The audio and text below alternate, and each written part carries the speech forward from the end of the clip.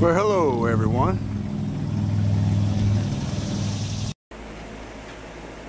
And welcome to my shop.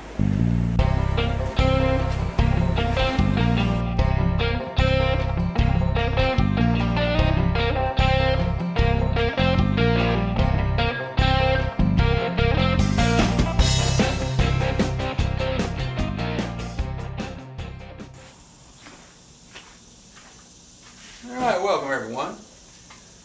Today is test day. We're going to take this 49 Chevrolet out with the 54 235 engine and the brand new Pertronix Flamethrower distributor with the Igniter II electronic module installed and the Flamethrower II high voltage coil. We're going to take it out and put it through some paces. There's going to be a lot of windshield time, there's going to be a lot of cruising, and there's going to be a lot of talking and no wrenching. So if you want to see what this, how this setup does, well, stay tuned, hang out with me, and let's get busy.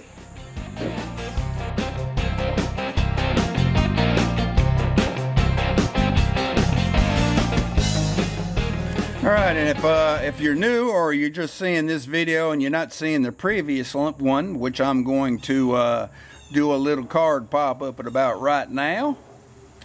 But this is the brand new Pertronix distributor with the, they call it the Flamethrower, with the Igniter II electronic ignition module.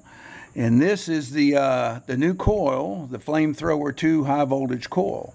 Now, I've already taken it out a little bit and run it, but today we're going to take it out and we're going to do some tests with it and see how it holds up under some loads. And of course, it got brand new spark plug wires too, HEI type. So stay tuned.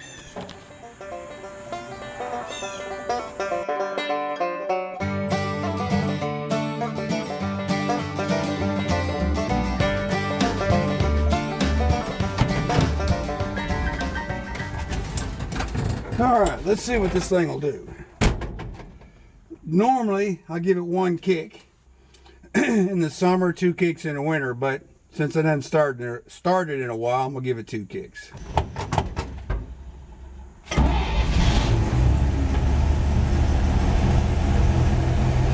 When it hasn't started in about a week, it can be hard to start. I believe I got this some poison ivy doing some honeydews.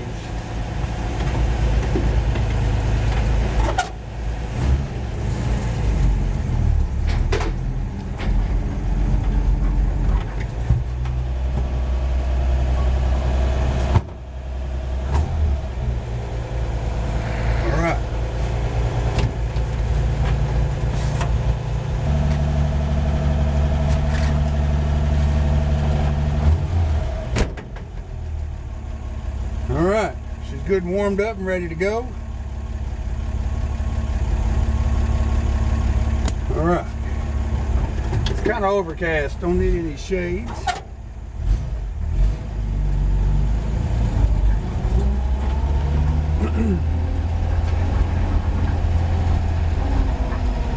Right here is where I would get some stumbling at about this time on the standard distributor.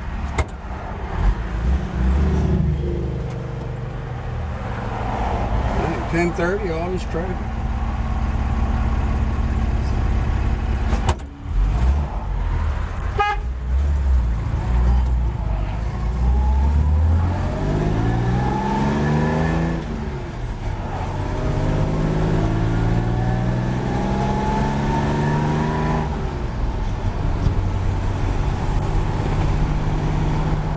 So far, so good. No stumbling.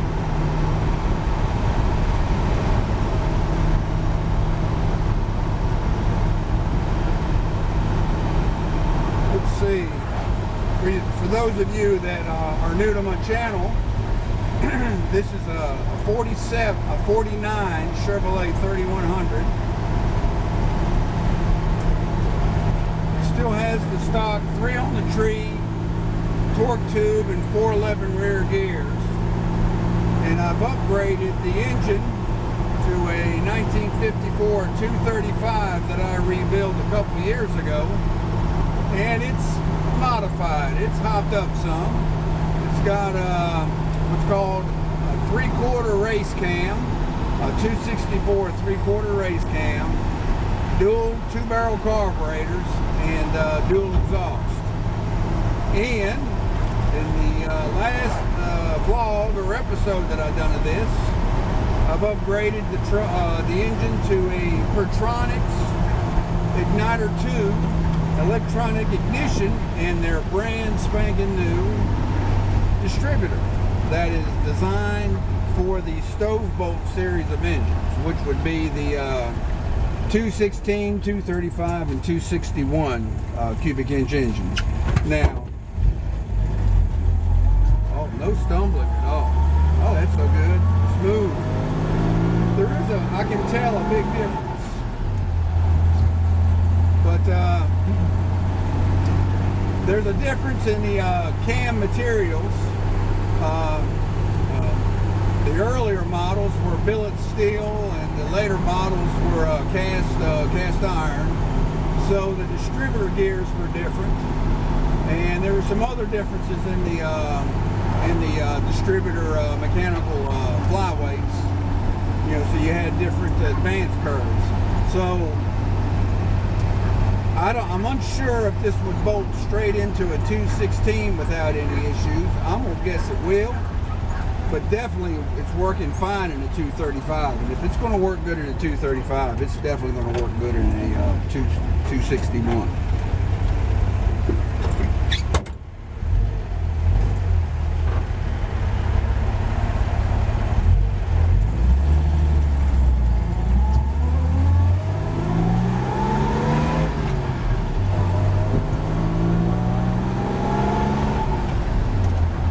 This engine setup, even before I went to the Pertronix, this engine will run in modern traffic. I mean, it'll propel this truck in modern traffic without any problems.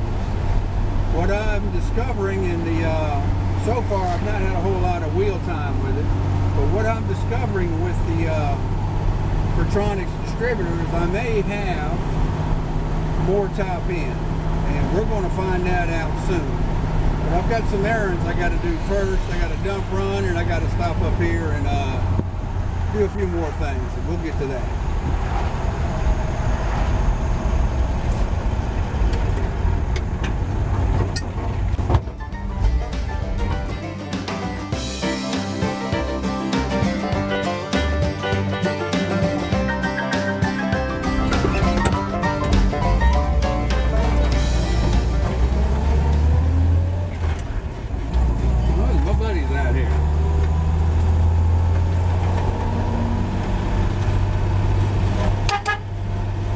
Take it easy, buddy.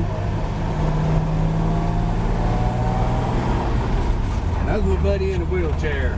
He's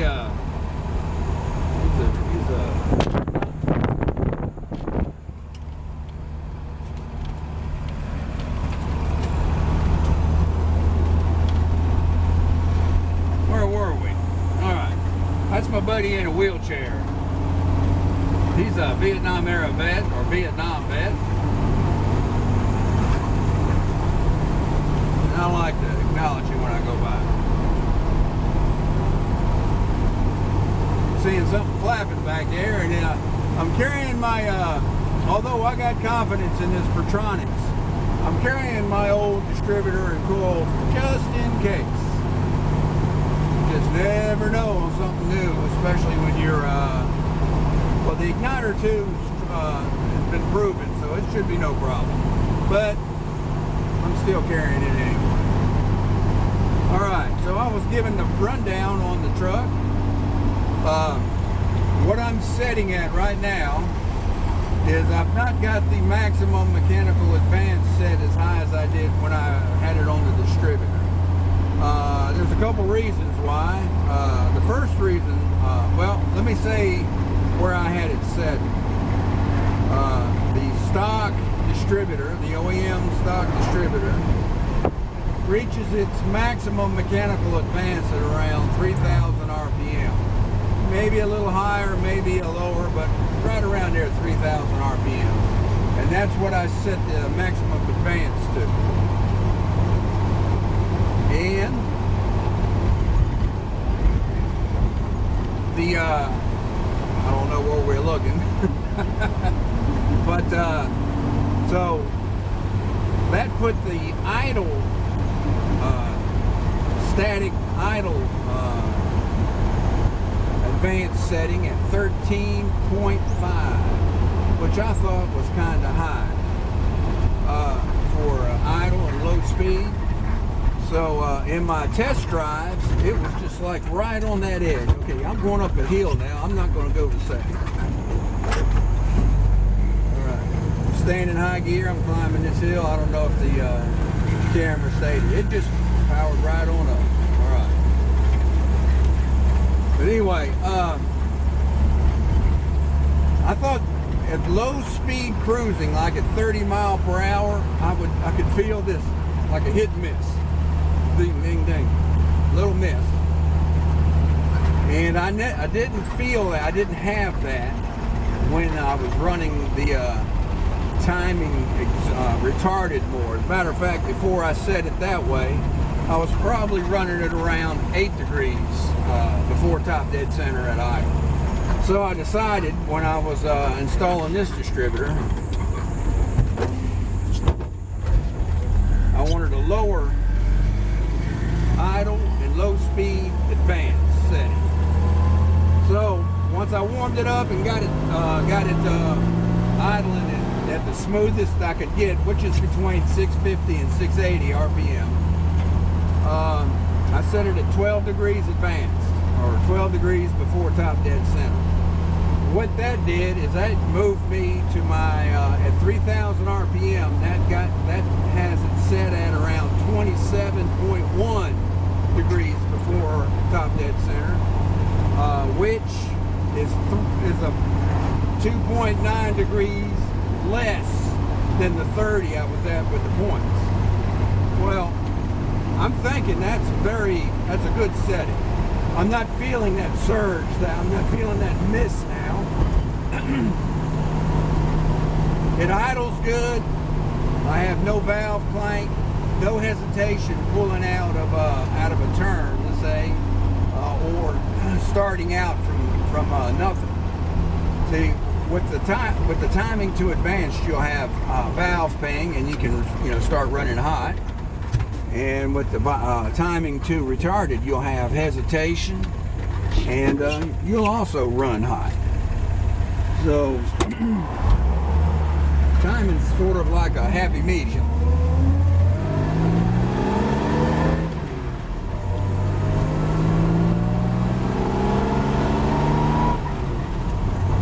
Now you throw in the variable of this cam, which has higher lift, longer duration, and more valve overlap than the stock cam. Well, you can't idle at the stock setting of 450 to 550. I can idle this down, but it's got a lope and a miss, and it's real rough. Now, I know some people like that, but I like to get my idle as smooth as I possibly can. Primarily, when you're idling smooth, when your engine is running smooth, it's not pounding on the bearings as hard. So when you're idling really low and it's skipping a beat or it's missing, it may sound like a wild cam, but that's doing a number to your bearings, which I'm not a fan of. So that's why I'm idling as high as I am, so I can get that nice smooth idle. All right, let's see where I'm at now. I'm here, I'm at 50, and I'm actually at 2,700 RPM. Now that's 100 RPM better than I was the other day. Well, that's probably because I may have been going up an upgrade or something. My area, there's very few very flat roadways. I mean, generally when you're driving in my area, you're either going up or you're going down. One of the hills and dales, and that's fine. I hit a good flat spot there. I got a good flat spot coming up here. All right. I want you to button your seat belts, and let's see what I can see what it takes to get to 60 from 50.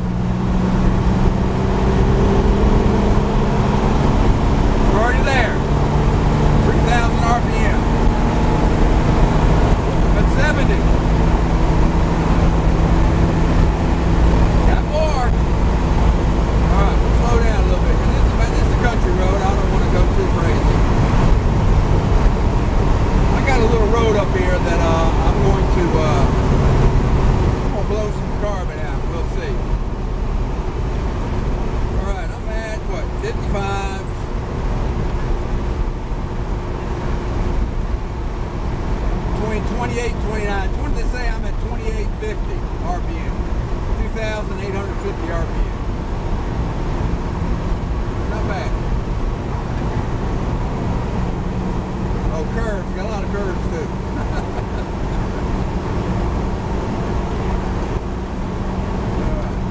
I got one more little test here. I got this turn. It's more of a 90. It's all, you know, you're almost turning back. It's like maybe a, I don't know, 95 to 100 degree turn.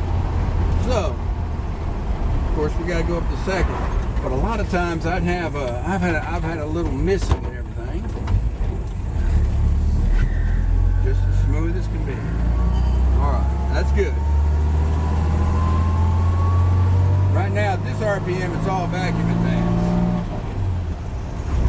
Right.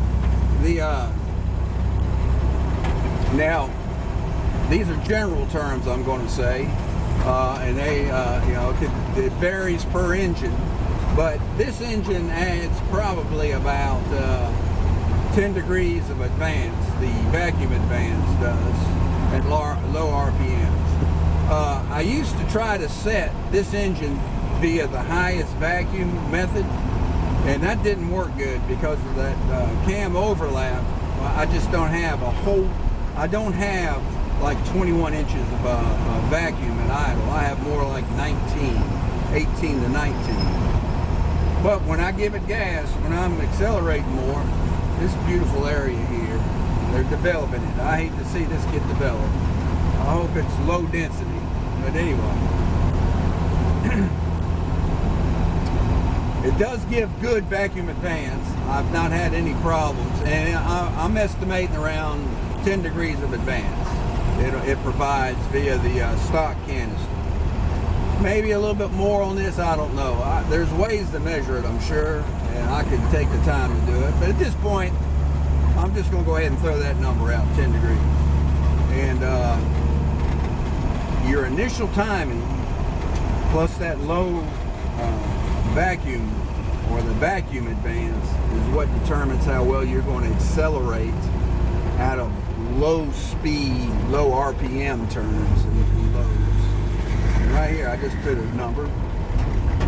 Okay, he wants me to go around. All right.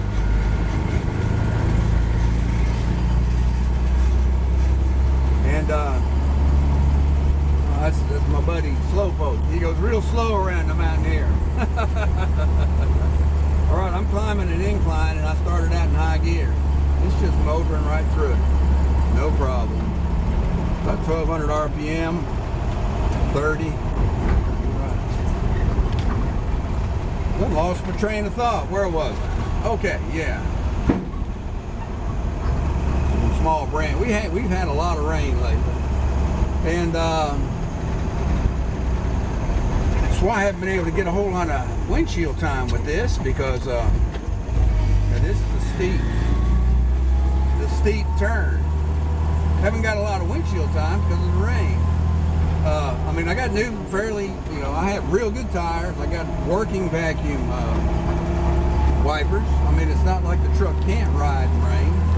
It's just that you couple that with, you know, 80 plus degrees of heat. You roll these windows up to keep from getting soaking wet. It gets a little hot in here, so it's not really the most comfortable truck to drive on a hot and rainy day.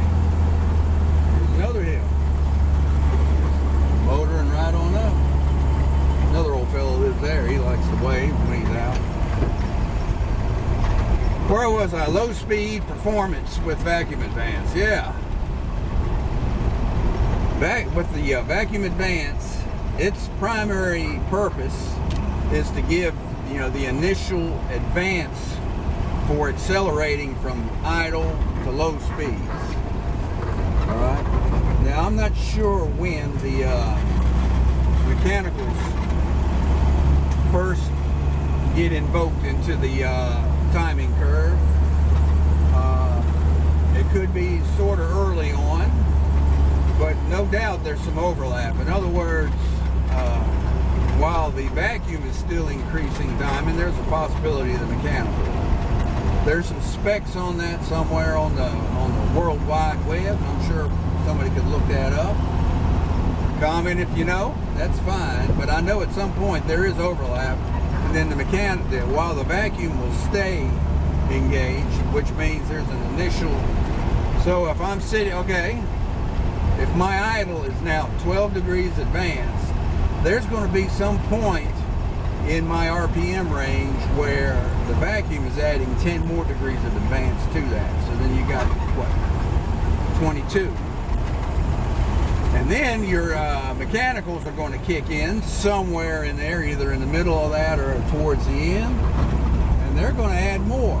Now, I know that this, via my adjustable timing light, I know that it's adding, the mechanicals is adding, since I'm sitting at 22 degrees advanced, the initial plus the 10 degree vacuum, and I'm sitting at 27.1 at 3,000 RPM, that means it's adding about 6 degrees advance on the mechanical. The way this engine performed the other day when I blew some carbon out, it had where it was pretty much maxed out in its RPM, where I'm pretty sure I wasn't going, my needle was barely bouncing on 80. I was claiming that I was hitting 80, but the needle was bouncing. So today we're going to determine if it's going to idle more, if it's going to get 280 solid in. Stay tuned.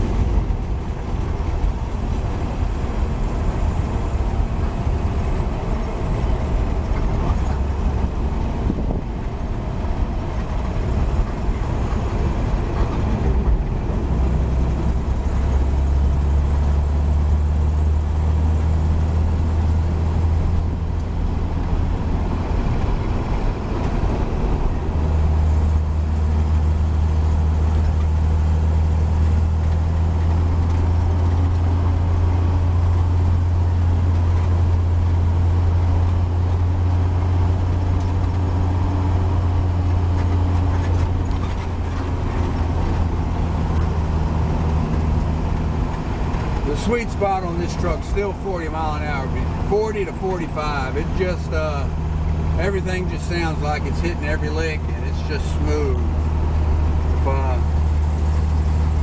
If you listen to the engine, it'll tell you where it's happiest at. You know, that includes all your gearing and your fuel delivery, your timing, all that adds up, and you'll have a sweet spot where it'll just sing to you. And this truck is from 40 to 45.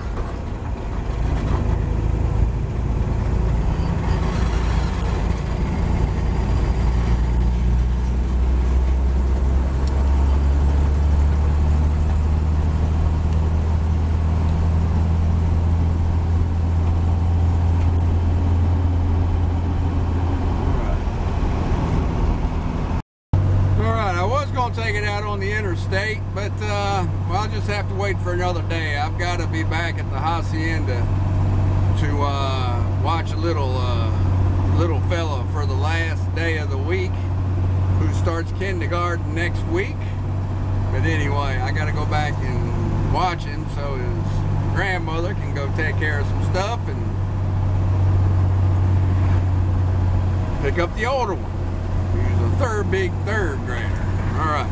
I won't be able to show you me going through my gears, but we'll see what we can do top out.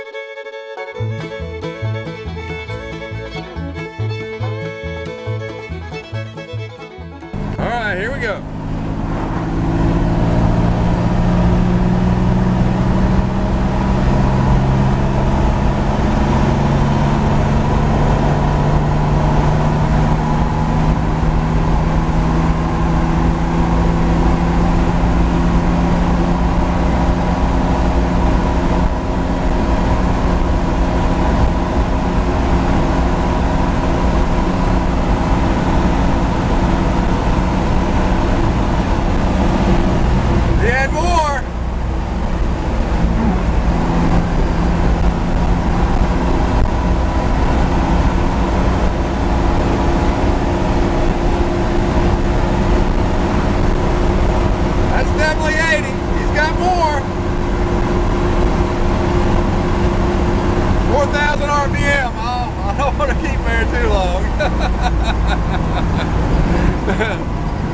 Oh me. Well, what do you think? I was definitely at 80. I was definitely at around 4,000. I believe 4,000. I'm gonna have to look back at the video to determine more.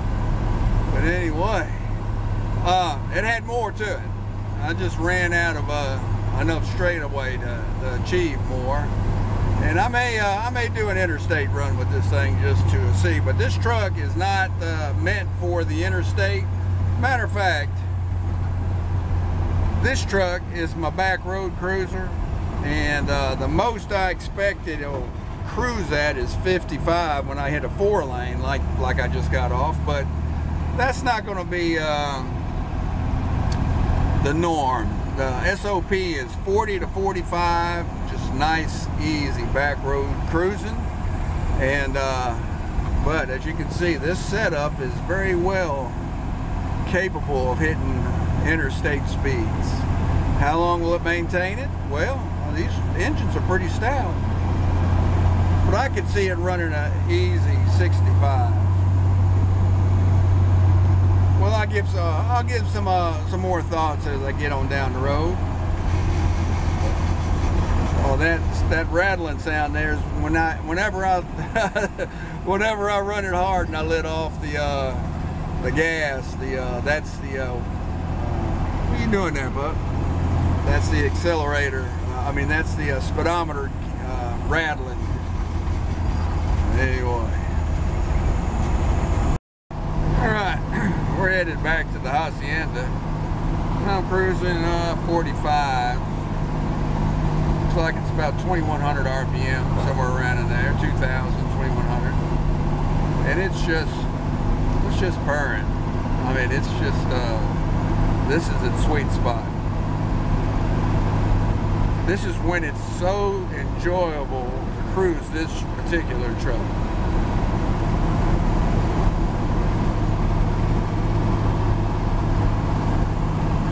What I need to do is put I've noticed on these recordings, oh, here comes something, be back. Alright, cruising at 50 is not bad either.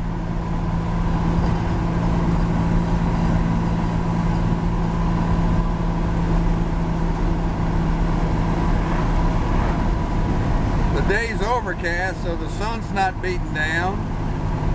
The wind, the air is nice, it's cooler than normal.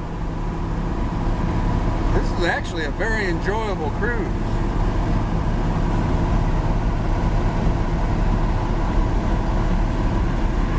Quick check of my vitals. Oh, let's see here. Charging's good. Oil pressure still maxed out over 30. Temps right on the 8 of 180. No unusual noises or sounds. Alright, we didn't blow it up. To be truthful to you, that's probably only about the 4th time I've taken it over 70. So anyway. Oh, there's a Student driver. That's not a good example of I'm sitting here with a video camera. But anyway, it's a little update. There's a big old Harley sounding pretty good in front of me. I tell you what though, I ain't never got into them ape hangers. That just doesn't look like that'd be very comfortable for any long distance running. But anyway, that's just me. He sounds good though.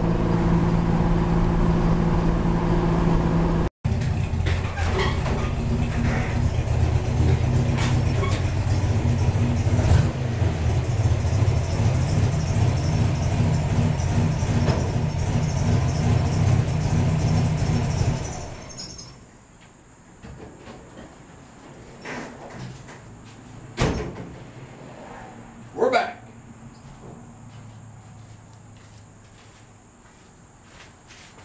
All right. Well, let's take a little gander here and see what it looks like after that hard run. All right. Not looking bad. Let's put a little light on here and see what we get. In marine aviation, we used to call this a post-flight inspection. You'd always check it out before you took it out, and you checked it out when you brung it back after you loaded it down. I don't see any bad oil stains or any leaks down there. Nope, looks good. All right. And let's look at the distributor. It looks good. Looks good all around it. Look at the fuel bubbling in the in that bowl there at the fuel pump. Show you how he got pretty warm. All right, it's looking pretty good. So I'll say this post-flight looks good. Doesn't look like I've done any damage. Of course, like I say, it's about the 4th time I've run it up to that, so around 4,000 RPM. So I don't like to take it there much, but it's capable. Well, all right, if you're still with me, let's do a little review. I put it through a pretty good pace today. We probably put about 40 miles on it. I didn't do my full cruise, but I did the other day with it. I just didn't open it up and blow the carbon out like I did on this one. That's what I wanted primarily to get done. And it seems like with the old points distributor I had in here, 4,200 RPM was about it. I mean, that is all I could expect to get out of that ignition setup. And I was bouncing the needle at 80. It's questionable whether or not I actually hit 80. I think I did. But with this setup here, I hit 80 at 4,000 RPM, which is 200 RPM less than what the points distributor took to get there. And it had more. I just ran out of straightaway road to test. So to see what the ultimate top end would be on this, I'll need to take it out on the interstate. And that's going to be coming down in the future sometime. But like I stated in the video, this truck isn't going to be an interstate runner anyway. And if it did, it's going to definitely be in the slow lane. I want this engine to last. I don't know what the ultimate red line is on it.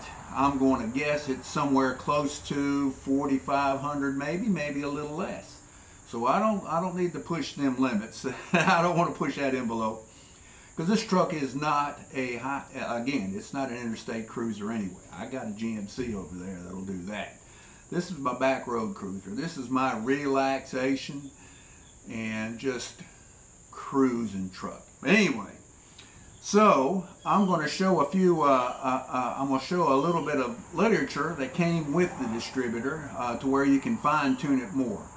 I'm running the silver springs in the advance, and I haven't verified it via the timing light at any higher RPMs, but I think it's got more to it than 30 degrees. I believe the more RPM, the way this is set up, I believe it'll give more advance.